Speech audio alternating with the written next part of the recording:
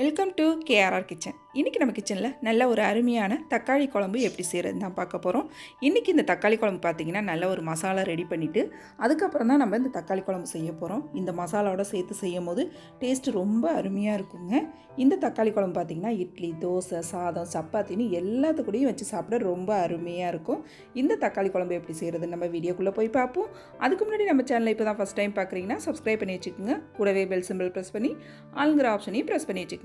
அப்போ தான் நான் போகிற வீடியோஸ் எல்லாம் உங்களுக்கு தொடர்ந்து நோட்டிஃபிகேஷனில் உடனுக்குடனே கிடச்சிட்ருக்கோம்.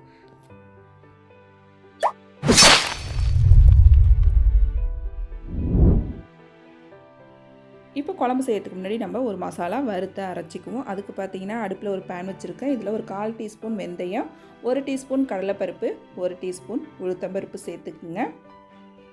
அப்புறம் பார்த்திங்கன்னா இது கூட ஒரு 1/2 டீஸ்பூன் அளவுக்கு சோம்பு சேர்த்துக்கிறேன். 1/2 டீஸ்பூன் அளவுக்கு மிளகு, 1/2 டீஸ்பூன் அளவுக்கு ஜீரகம் சேர்த்துக்குங்க. இன்றைக்கி எல்லா பொருளுமே பார்த்திங்கன்னா நம்ம ட்ரை ரோஸ்ட் தான் பண்ண போகிறோம். இது கூட ஒரு 4 முந்திரி பருப்பும் சேர்த்துருக்கேன். இது சேர்க்கும் போது குழம்பு நல்லா திக்னஸ் கொடுக்கும், டேஸ்ட்டும் கொடுக்குங்க, ரொம்ப அருமையாக இருக்கும். இப்போ இது எல்லாத்தையும் அடுப்பு தீயை குறைச்சி வச்சு நல்லா செவக்க வறுத்து எடுத்துக்குவோம். ட்ரை ரோஸ்ட் தான் பண்ணுவோம், எண்ணெயெல்லாம் சேர்க்க வேணாம். இப்போ பாருங்கள், நல்லா இந்த அளவுக்கு செவந்து வந்ததுக்கப்புறம் அடுப்பை ஆஃப் பண்ணிவிட்டு இதை நல்லா ஆற வச்சு எடுத்துக்குவோம். ஆறுனதுக்கப்புறம் இதை மிக்ஸி ஜாரில் சேர்த்துக்குங்க. ஃபஸ்ட்டு இந்த வறுத்த பொடியெலாம் பருப்பெல்லாம் சேர்த்து ஒரு ஓட்டை ஓட்டி எடுத்துகிட்டு வந்துக்குவோம். ஃபஸ்ட்டு இதை அரைச்சதுக்கு அப்புறம் தான் நம்ம மற்ற பொருள் சேர்த்து அரைக்கணும். இப்போ பார்த்திங்கன்னா நல்லா ஒரு ஓட்டை ஓட்டி எடுத்துட்டேன். இதில் ஒரு 1/4 கப் அளவுக்கு தேங்காய் சேர்த்து ஒரு 1/4 கப் அளவுக்கு தண்ணி சேர்த்து நல்லா எந்த அளவுக்கு நைஸாக அரைக்க முடியுமோ அந்த அளவுக்கு நைஸாக அரைச்சி எடுத்துகிட்டு வந்துக்குவோம். இப்போ பாருங்கள், தேங்காய் விழுது அரைச்சி எடுத்துகிட்டு வந்துட்டேன். இப்போ குழம்பு எப்படி தாளிச்சு விடுறதுன்னு பார்ப்போம். அதுக்கு பார்த்திங்கன்னா அடுப்பில் ஒரு கடாய் வச்சுருக்கேன். இதில் ஒரு 2 டீஸ்பூன் அளவுக்கு எண்ணெய் சேர்த்துக்குங்க. எண்ணெய் நல்லா காஞ்சி வரட்டும். காஞ்சி வந்தோன்னே இதில் ஒரு 10 வெந்தயம், ஒரு 10-12 வெந்தயம் சேர்த்துக்குங்க. ரொம்ப கம்மியான அளவு சேர்த்தோம்னா போதும். அப்புறம் 1/2 டீஸ்பூன் அளவுக்கு சோம்பு சேர்த்து நல்லா பொரிய விட்டுக்குங்க. இது கூடவே 1 டீஸ்பூன் அளவுக்கு கடுகும் சேர்த்துக்குங்க. இப்போ கடுகு, சோம்பு, வெந்தயம் எல்லாம் நல்லா பொரிஞ்சு செவந்ததுக்கு அப்புறம் இதில் ஒரு 3 பச்சை மிளகாய் சேர்த்துக்கிறேன். அப்புறம் பார்த்திங்கன்னா ஒரு 20 சின்ன வெங்காயம் கட் பண்ணி வச்சுருக்கேன், நைஸாக கட் பண்ணி வச்சுருக்கேன். அதை இதில் சேர்த்துக்கிறேன். சின்ன வெங்காயம் சேர்த்து செய்யும் போது டேஸ்ட் ரொம்ப நல்லா இருக்குங்க. சின்ன வெங்காயம் இல்லை அப்படின்னா மட்டும் நீங்கள் இதுக்கு பதிலாக பெரிய வெங்காயம், நல்லா பெரிய சைஸில் உள்ளது 1 எடுத்துக்குங்க. இதே போல் நல்லா பொடுசாக கட் பண்ணிக்கோங்க. இப்போ வெங்காயம் ஒரு பாதி அளவு வதங்கினதுக்கப்புறம் ஒரு 3 பெரிய தக்காளி பழமாக ஒரு 250 கிராம் இருக்கும் இது. இதை சேர்த்துக்கிறேன். நான் நறுக்கிட்டு இது போல் சின்ன சின்னதாக கட் பண்ணி வச்சுருக்கேன். இப்போ இதை சேர்த்துக்கிறேன். இப்போ பார்த்திங்கன்னா வெங்காயம், தக்காளி நல்லா வதங்கி வரணும். இப்போ தக்காளி கொஞ்சம் சீக்கிரம் வதங்கி வரதுக்காக இதில் பார்த்திங்கன்னா இந்த குழம்புக்கு தேவையான அளவு உப்பு இப்பயே சேர்த்து நல்லா வதக்கி விட்டுக்கிறேன்.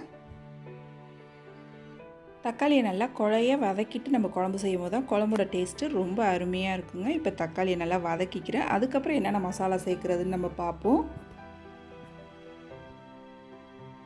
இப்போ தக்காளி பார்த்திங்கன்னா நல்லா இந்த அளவுக்கு வதக்கிட்டு நம்ம குழம்பு வைக்கணும். அப்போ தான் டேஸ்ட்டு ரொம்ப அருமையாக இருக்கும். இப்போ நம்ம மசாலா சேர்த்துக்குவோம்.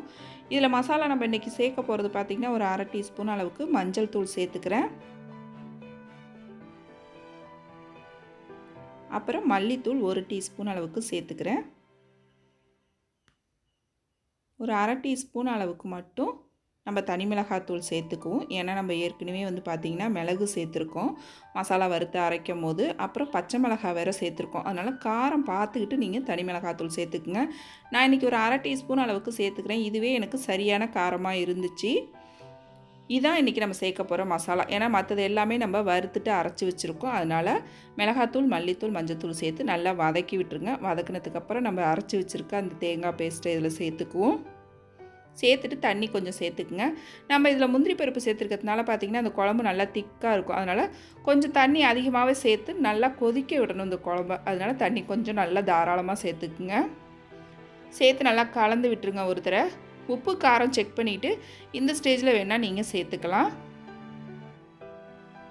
நல்லா கொஞ்சம் தண்ணியாக இருக்கிற மாதிரி பார்த்துக்குங்க.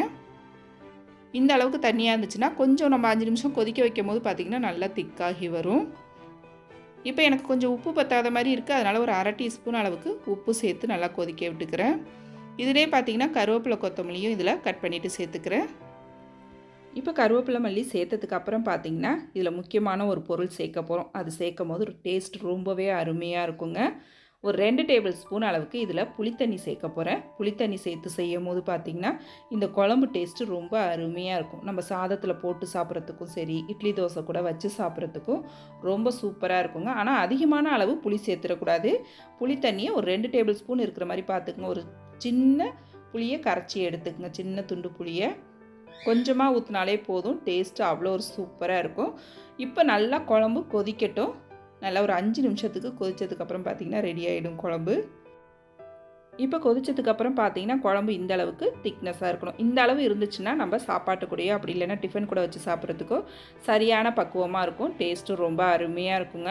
அவ்வளோதான், நம்மளோட தக்காளி குழம்பு சூப்பராக ரெடி ஆகிடுச்சுங்க. ட்ரை பண்ணி பாருங்கள். நான் இன்றைக்கி சொன்ன மெத்தடில் மசாலா அரைச்சி செஞ்சு பாருங்கள். செஞ்சு பார்த்துட்டு எப்படி இருக்குன்னு எனக்கு கமெண்ட் பண்ணுங்கள். என்னோட இந்த ரெசிபி பிடிச்சிருந்ததுன்னா லைக் பண்ணுங்கள், ஷேர் பண்ணுங்கள். மறக்காமல் நம்ம KRR கிச்சனை சப்ஸ்கிரைப் பண்ணி வச்சுக்கோங்க. நாளைக்கு வேறொரு ரெசிபியோட சந்திப்போம். தேங்க்ஸ் ஃபார் வாட்சிங்.